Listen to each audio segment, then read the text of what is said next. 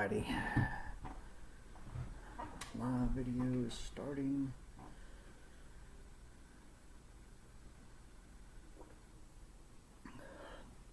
I am now live.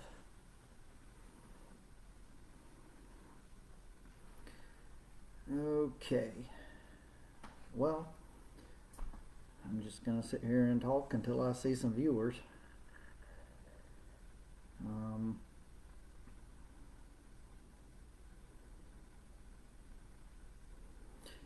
Don't really know what to talk about.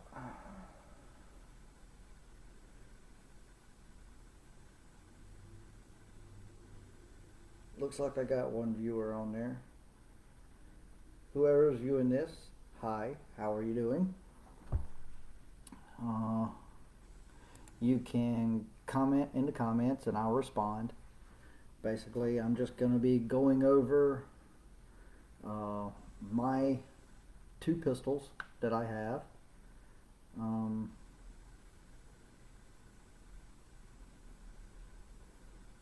Basically, the pistols that I have are a Smith Wesson Sigma series 9VE 9mm pistol, which is what that is. As I am going through these, I guess I might as well go ahead and load them all, because I do keep them loaded. I'll set that over there.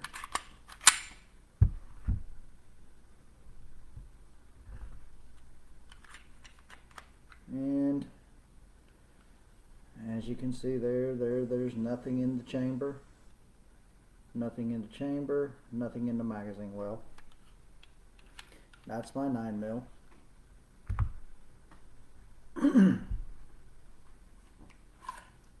And here's my 45.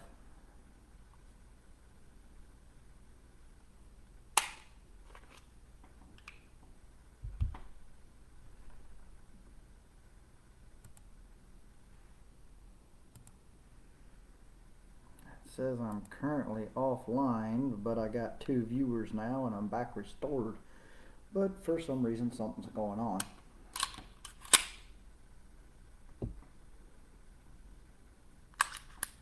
And there's my 1911 45 ACP, which, as you can see here, there's nothing in the chamber, which is right there, and nothing in the magazine well. So I can go over disassembly, reassembly, or I can just talk about whatever. I would like to see what everybody's comments are, well, everybody that's in here right now, about the difference between 9mm and 45 ACP.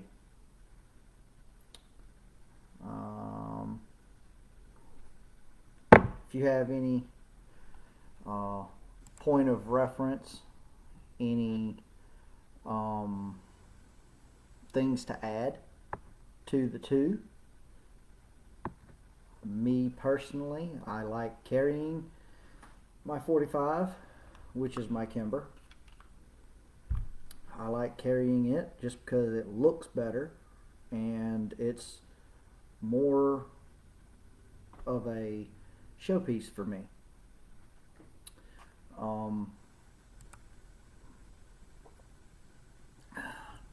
Some people go for concealability, and to tell you the God's honest truth, between my 9mm and my 45, I think my 45 is a little bit smaller.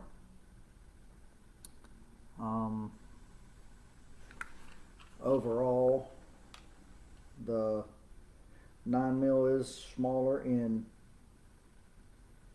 width, as you can see there. Two comparisons.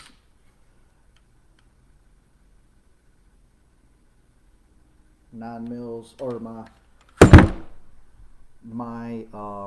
45 is smaller in length as well.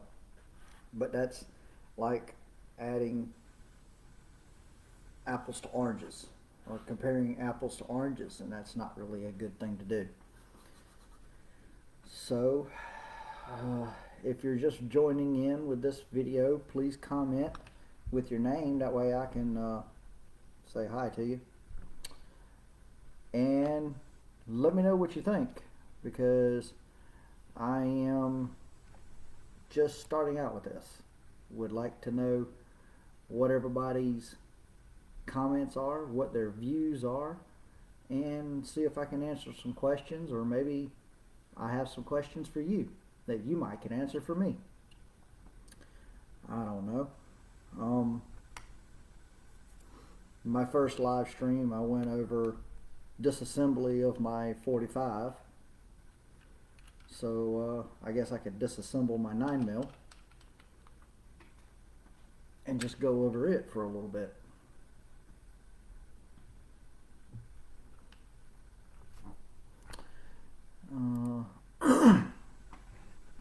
So once again, my 9 mil is empty. There's nothing in the magazine well, and there's nothing in the chamber.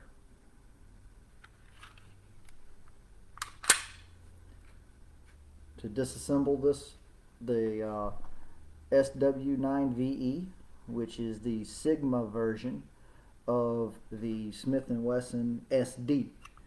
So the Sigma version, if anybody knows, the Sigma version is the version before the SD version. And the SD version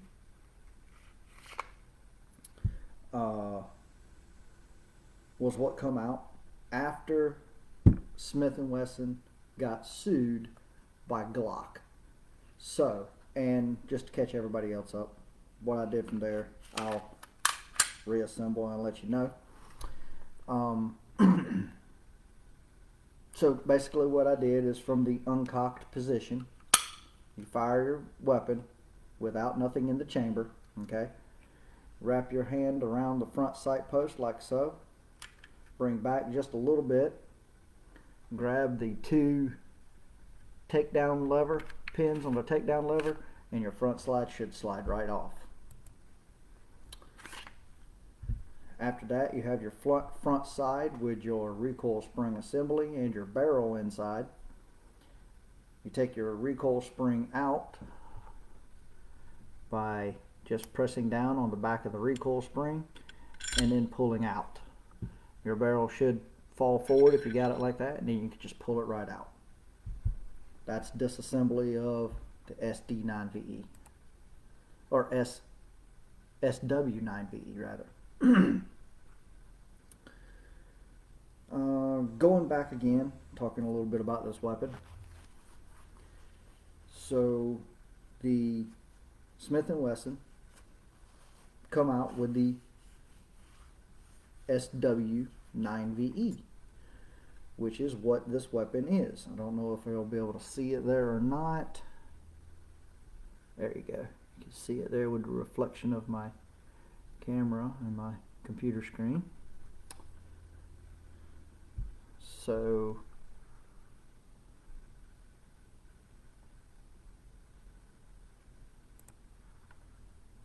that is what is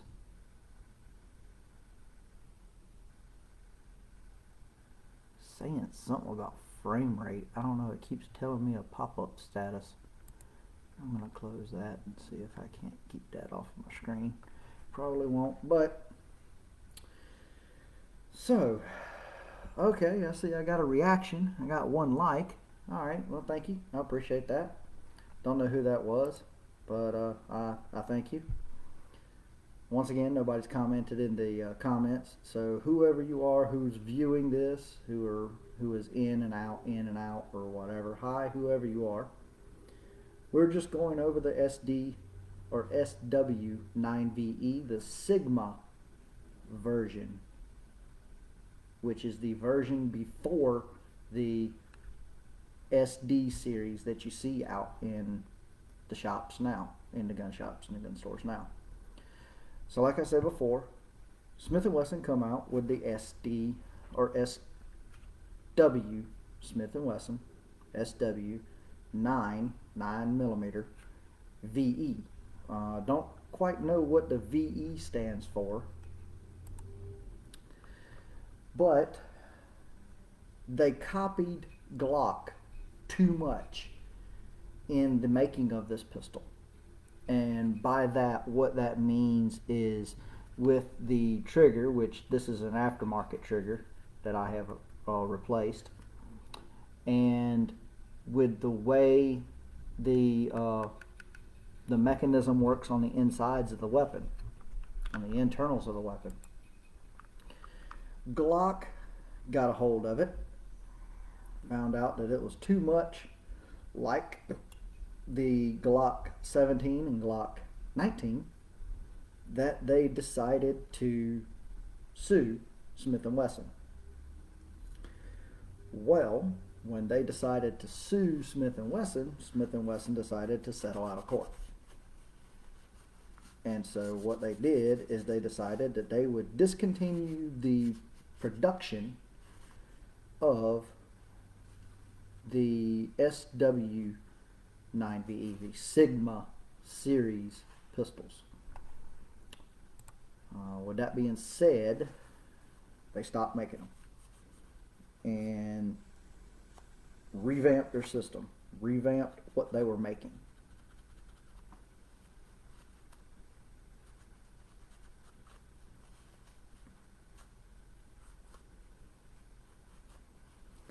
So when they revamped that, they come out with the SD 9VE, which I've seen them in gun stores for $325, $350. You know, it's a good little weapon. But the problems with the weapon were the fact that the trigger was too long and it had too much pounds per pull, or for pull force, pounds for pull force. When I first got this pistol, it was a standard version, and it had a long, horrendous trigger pull. I think it was somewhere upwards of 10 pounds. Horrible, horrible, horrible trigger pull, okay? So what I did is I went to a gun show and I found a Apex trigger made for the SD version. Well, I decided to put the trigger and the spring in, and the spring for the sear, and it worked, although I was told that I had the wrong spring for my striker, or wrong striker spring. So the lady at Apex Triggers or Apex Tactical, was very kind enough to send me another striker spring. So I put the new striker spring in there and it worked perfect. The only problem that I've had with the new trigger, the Apex trigger that I have installed, and as you can see there, it's totally different than the Smith & Wesson version of their split trigger that they have. Their trigger is split where you see that pin at, and it's two separate triggers. Works the same way. Basically, if you don't press this blade right here, then this trigger won't be able to pull back, and it's an internal safety. And I'm going to put this weapon back together here in a little bit.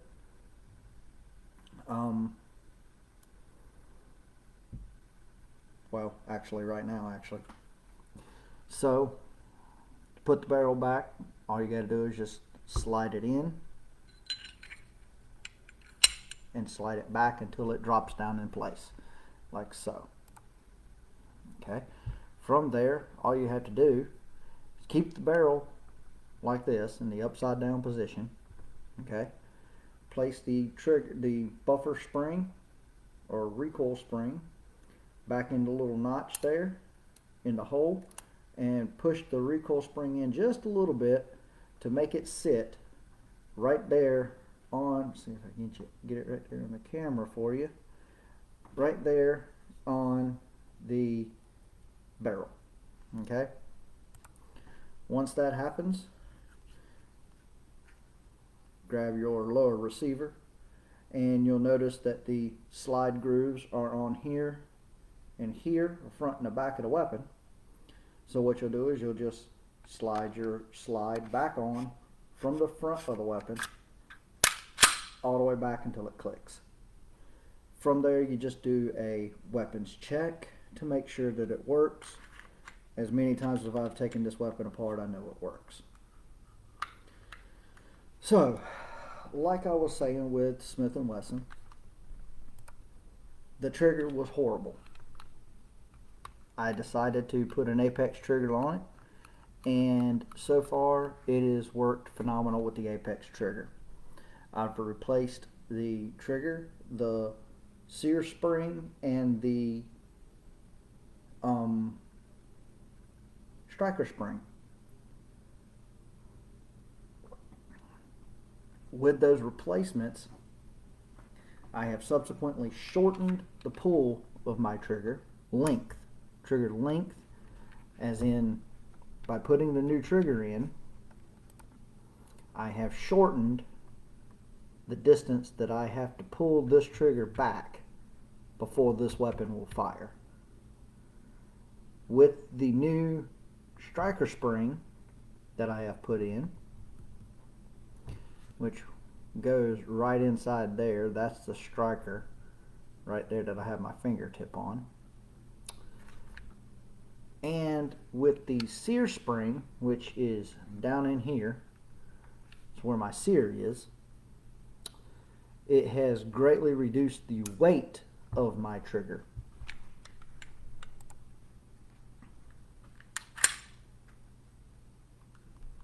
And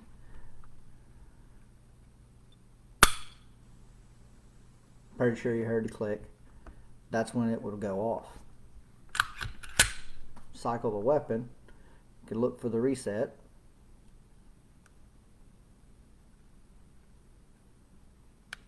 Right there. Don't know if you could hear it or not, but it reset. And subsequently went off again.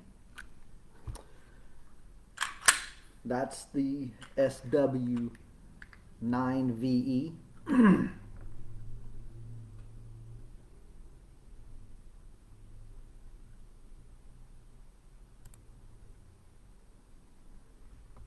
In a nutshell, it's a good weapon for a cheap price.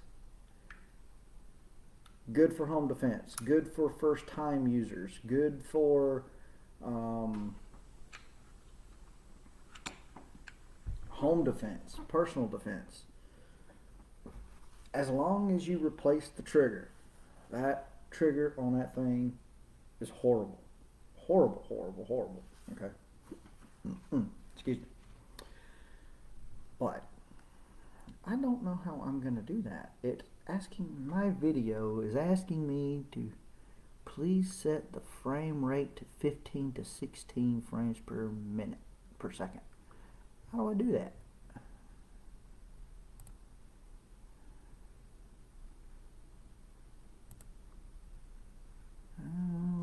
Settings maybe? Stream?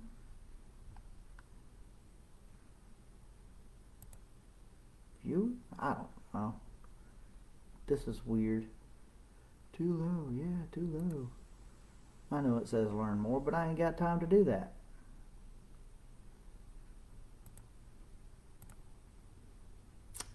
So, I'm just going to go back to my dashboard.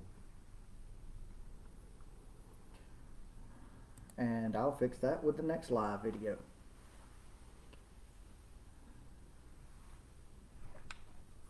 other than that, I don't know what else anybody else wants to know. Looks like I only have one viewer here. So if you would like to know something, Mr. Viewer or Mrs. Viewer, please write it in the comments, and I can answer questions. I can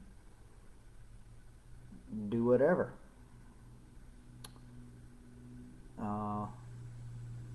Please let me know one way or another.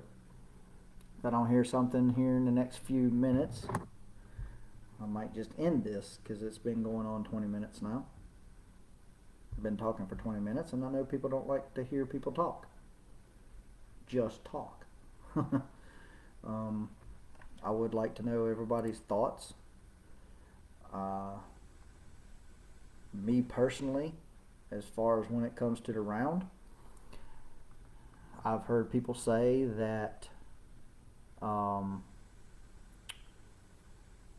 of fact, I've heard a paramedic say that oftentimes a smaller round will cause more damage and more internal damage than a bigger round. To me, if I'm going for home protection, that's the reason why I carry hollow points. And as you can see, my 9 mils are loaded with gold dots, which are very good rounds for the money. My 45 is loaded up with just regular hollow points, which is a big hollow point. A little bit of size comparison there for 45 next to 9 mil, which everybody knows. I heard one person say that knockdown power is a myth. I can't really say that. I can't really say too much about knockdown power because of the fact that I haven't really shot anybody and I don't plan to unless I need to.